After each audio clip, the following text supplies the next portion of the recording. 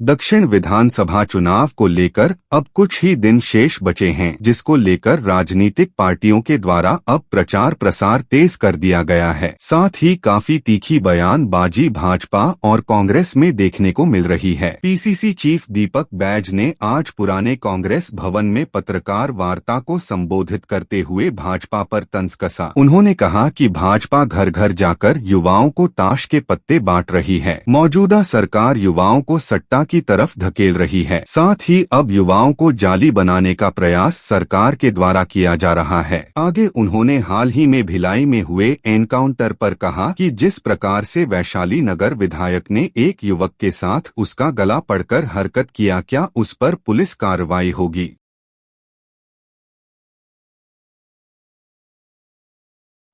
कुछ हकीकत करके जाते तो ज्यादा अच्छा लगता। एक मंत्री तो एक डिप्टी सीएम गए अमेरिका से स्टील का पुल बनवा रहे और सड़कें छत्तीसगढ़ की सड़कें बदहाल है।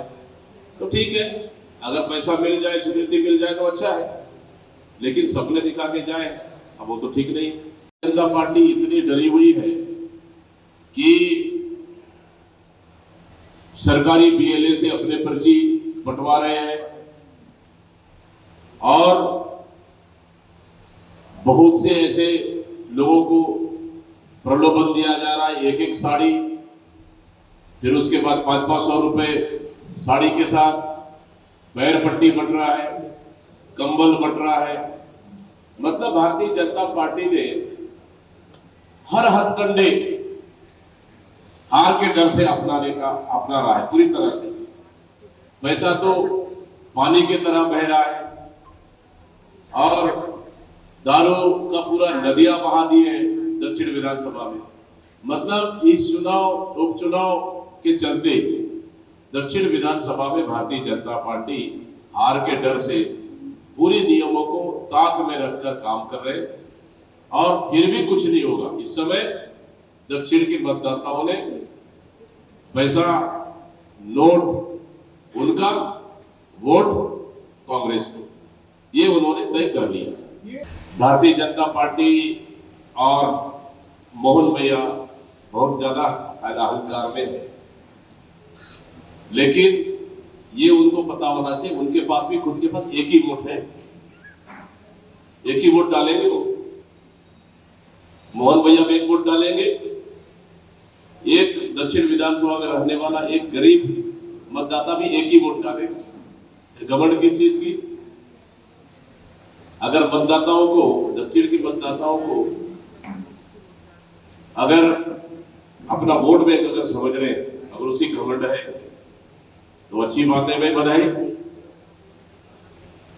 मैं कुछ चीज आप लोग को दिखाने जा रहा हूं। ये भारतीय जनता पार्टी का ये प्रचार सामग्री है, हाँ, प्लेइंग कार्ड। इसके अंदर क्या है वो भी बता देता हूं। एक बार खोल लीजिए, सुन लीजिए। मतलब प्रदेश में लगातार अपराध चरम पर है, अपराधियों का मनोबल चरम पर है। गली गली शराब बिक रही है और सूखे नशे के चपेट में, और भारतीय जनता पार्टी युवाओं को अपनी प्रचार सामग्री के रूप में जुआ खेलने के लिए अब ताश भी बांट रहे हैं। मतलब ये अवैध सट्टा का कारोबार भी चलाने का ठेका भारतीय जनता पार्टी ने ले लिया है और मतलब युवाओं को अब सटोरियों बनाने, मतलब चुनाव के लाभ के लिए युवाओं को ये बांटकर जुआरी बनाने का पूरी काम कर रही है। दक्षिण के मतदाताओं के बच्चों को भविष्य कैसे बनाना है उन्होंने ठान लिया है और भारतीय जनता पार्टी ने ठान लिया है कि दक्षिण के मतदाताओं को जुआरी बनाना है। इसलिए इस समय दक्षिण विधानसभा में जबरदस्त बड़े भैया और छोटे भैया को जवाब देने के लिए भारत इस समय दक्षिण के मतदाता तैयार है। ये जनता के बीच में बट रहा है, एक एक घरों में बट रहा है, युवाओं में बट रहा है। आप सोच लीजिए, जबरदस्त रिएक्शन है।